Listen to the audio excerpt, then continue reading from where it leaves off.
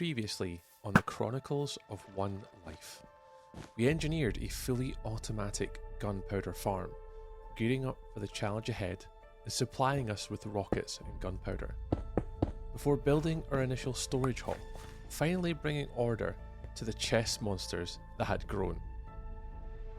We then constructed our farmer's house, giving our growing settlement a proper rural heart, and then completed the towering silo. This is our biggest build yet, but it really is just the beginning. Welcome to episode number 6, The Great Migration.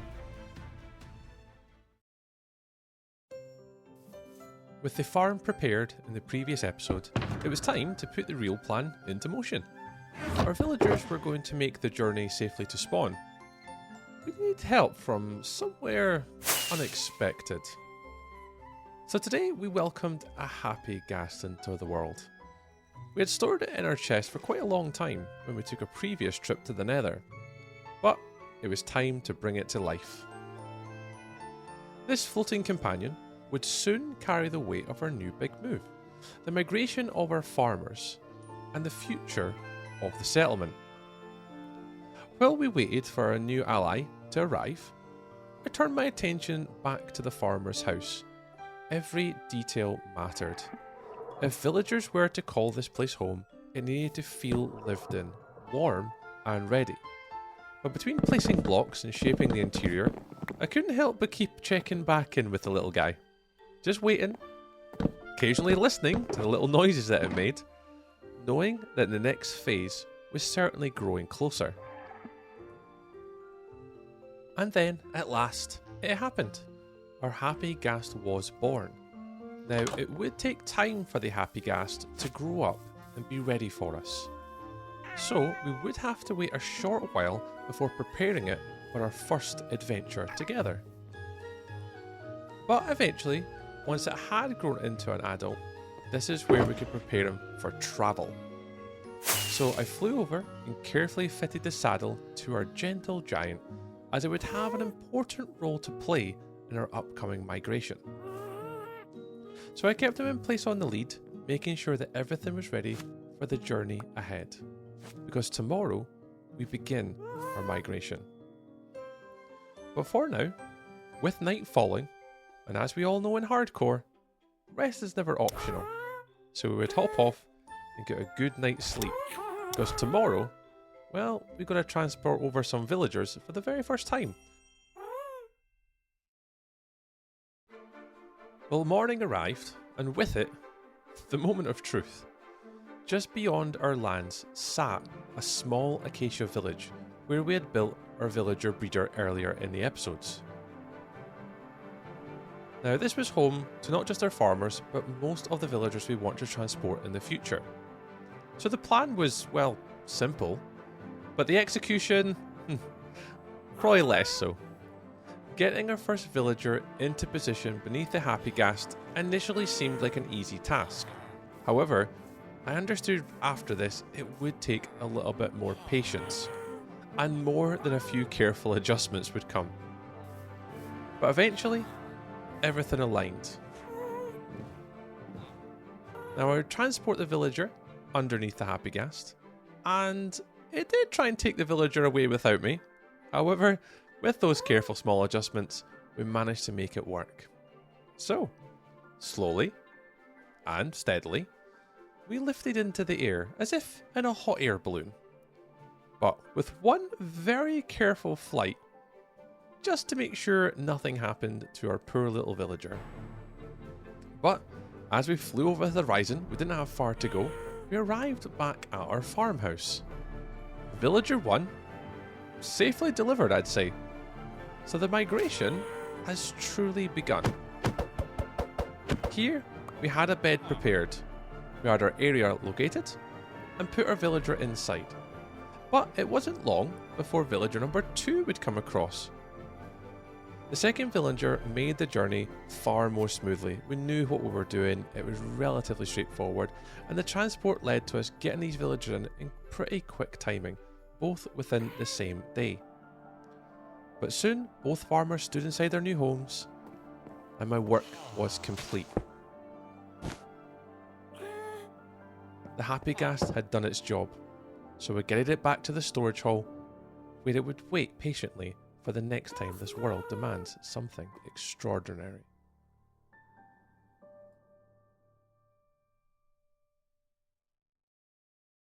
For the longest time, our focus had been the crop district.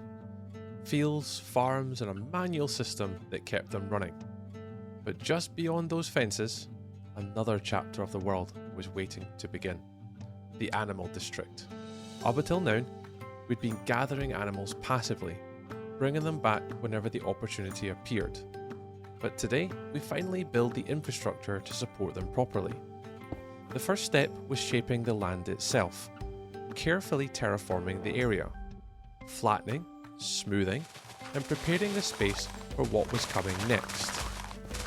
This district would house lots of different animals, but we'll start with a stable for our horses, coops for our chicken variants, and a barn for our cows. This would be the first main goal for this area. But before any animals could move in, we needed security. So I began raising the perimeter walls, built to 1.5 blocks high, tall enough to keep our livestock safe, and just as importantly, to keep everything else out. So with some small adjustments here to give it some grass and some life, the walls were ready. Well, at least for the chickens. These little guys were the first ones to get transported into their brand new fenced off area. We will come back in a moment to obviously start building their home, but by locking them in position, testing had begun. Would they stay in? Could they get out? Could anything get into them?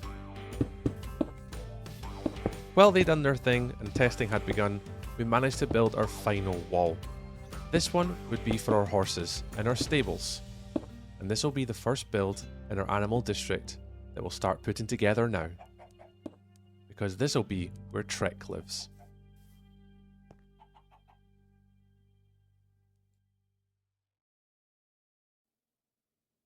So with the walls in place, the foundations could begin, and it was finally time to build Trek a proper home. This would be a stable, not just for Trek, but for any other animals we would want to place in here, including llamas, zombie horses, or anything else like camels that we might find along our way in our journey. So I started by raising the supporting structure, leading into the same pallet we'd already established at the farmhouse. So we'd use our acacia wood and become the backbone of the frame. This would tie in this new district naturally into the world around it, and for our promise to make a better acacia village. So it would have familiar blocks, consistent style, and bring us one step closer to a place Trek could truly belong. Once the frame was standing strong, my focus shifted upwards. The roofline began to take shape with carefully placed deep slate, adding weight, contrast, and definition to the build. So trim by trim, the silhouette of the stable started to emerge. What was once just a frame was beginning to feel intentional. Now the process for this can take time.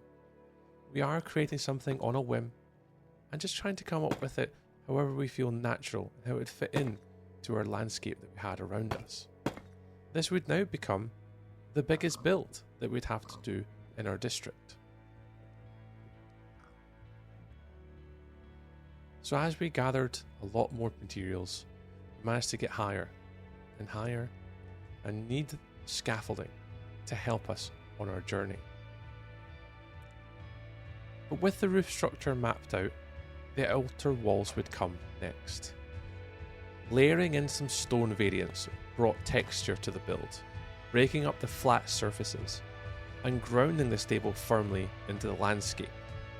Gravel, andesite, tuff, stone, stone bricks, cracked stone bricks, whatever we had in our natural environment in our early game of Minecraft. Slowly, the space began to feel enclosed, protected, and ready. But then came the most visible transformation. The main roof started going up. Acacia framing paired with orange terracotta and the orange sandstone, all gathered from a nearby badlands. So piece by piece, the colour palette tied everything together. Rustic, warm, and unmistakable part of this world. With the exterior complete, it was time to make the inside feel alive. We started to create our stable areas where our horses would then live. Now, minor details will certainly come later, but for now, it was the main structure that we had to put in place. Just like that, Trek's stable was complete. Now, we did take a moment to step back to take it all in, because the animal district was finally starting to breathe. But there was no time to slow down, because next up, we had the chicken coop to build.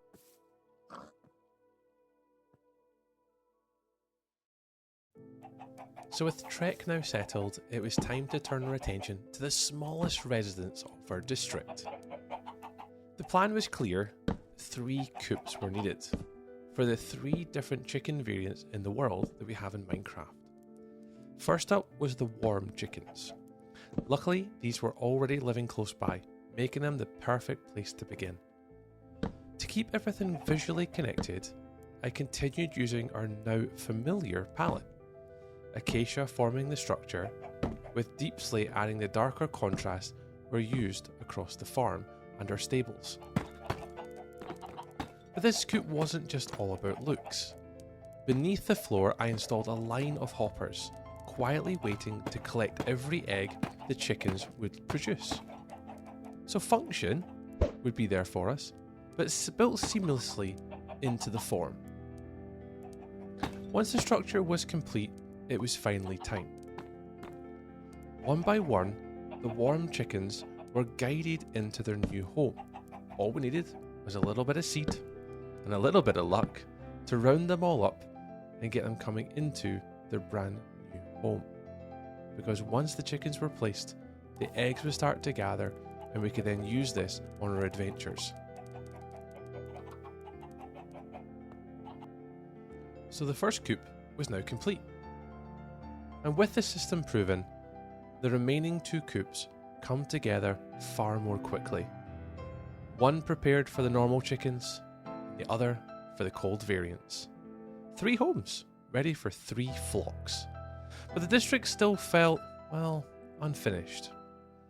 So I spent time adding life back into the farmland itself. Small details, subtle touches, and a kind that turns a collection of builds into living, breathing parts of the world with life. But just like that, the animal district was truly beginning to take shape, with our stables and now our coops in place. But that's our building done for now. For where we would go next is to take to the skies and go for an adventure to the north. We were actually now on the hunt for cows to add to our next build and to add to the cow barn. And the first of the cows we were looking for was the Highland cows. So we began a slow, steady flight north towards the colder reaches of the world, where they were known to roam.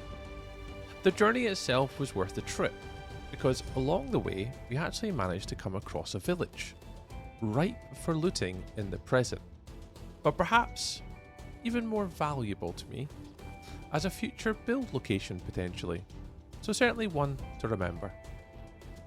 Before long though, we did find them, exactly where we'd hoped. Carefully, and very patiently, the Highland cows were guided into boats. Because in hardcore, I'm taking no chances. We will not use the gas on this occasion, we will just use boats to transport them back to our base. So slowly and steadily, we began the long journey home. Now this took us across deserts, plains, even through swamps and witches' huts, which we had previously been to. And after a careful return trip, the cows finally arrived safely back at base, and then into the fenced area that I had prepared for them earlier, to join our warm cows, which are local to this biome. And the barn then was one step closer. But our cow collection wasn't complete just yet. There was one more variant we needed to bring home, the mooshrooms. These are rare residents that live much further away, in a place where we hadn't visited since our dangerous journey for the totem back in episode 2. So the trip would be longer and far less predictable, but along the way nature reminded us who really runs this world, as we stumbled across a wolf mid-hunt, making quick work of an unfortunate sheep. A small moment, but one that made the world feel, well, very alive. But not long after, the mooshrooms were secured and safely transported back to base. So with the final cows now secured and the nearby herds accounted for, it was finally time to give them a proper home. The cow barn began the same way all good builds do, with strong foundations. But this structure had a purpose beyond shelter. Tucked carefully into the design, a cow cramming system took shape, ensuring a steady supply of leather and beef for the journey ahead. Because every build in this world needs to earn its place. And this leather would soon become critical for our expanding our storage system and for finding items much easier. So with the functionality in place, the barn itself began to rise. The foundations were locked in, walls climbed steadily upwards, and the roof skeleton stretched across the skyline.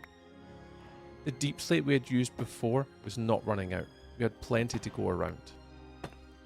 But piece by piece, the structure would then mirror the rest of the district. With those familiar materials, the consistent style, a growing sense that this world was finally coming together was starting to become a realization for us. Our civilization was starting to grow, and it started to now feel like that, where before it was just open land, and an idea, and a promise to survive. But next came the finishing touches above. The roof was filled in, the edges slightly more refined, and smaller exterior details layered carefully around the build. The details would all be built using acacia. Now these are very similar to the other builds we've had so far, from our silo, our farmhouse, our barn, our coop, and our stable would all be of a very similar build type. The exteriors on this one would be somewhat similar. Windows, frames, doors, and areas for the cows to be herded and kept after. Yes, we would grow these, we would nurture them and look after them, and our barn would be the home. But this was not going to be normal. This was not going to be easy, because being in hardcore, we did get a little bit of company. These pillagers thought they'd come by to come say hello, and wandered into our fields. Not exactly the visitors we were hoping for. A brief but necessary distraction, because in hardcore you don't ignore trouble when it walks onto your doorstep. So with the threat handled, it was finally time. One by one, the cows were guided into their new pens. Highland cows, mooshrooms, bison, normal cows, and all of them living, hopefully, harmoniously together. So all settling into the barn, that would then carry this district forward and give us a sense of purpose. The animal district was no longer just plans and pathways, it was now alive.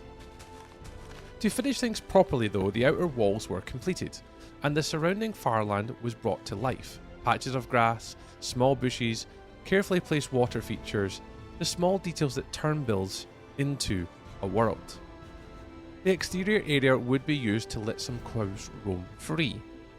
These would be cows that would later have names and meanings and purpose, and we would do this for all of our animals as our world grew. But, just like that, what started as empty land has grown into fully working farming and animal districts. But this is only the beginning, because next time we push even further, expanding the animal systems and continue our villager builds to bring this world one step closer to something truly alive. For the Chronicles of One Life, they will continue. For myself, the adventure will keep going. Join us in the next episode, where we'll be looking to just expand our village further and see what's possible. Next time on the Chronicles of One Life, we turn our attention to the sheep. What we'll do is build them pens, create a very simple wool farm, and give them a proper home just like all of our other animals. Then we'll move on to our pig sheds. Here we'll have each of the different pigs. However, to get them, we must go adventure. Before the real adventure begins, building our villager district, where every villager will finally have a place to live.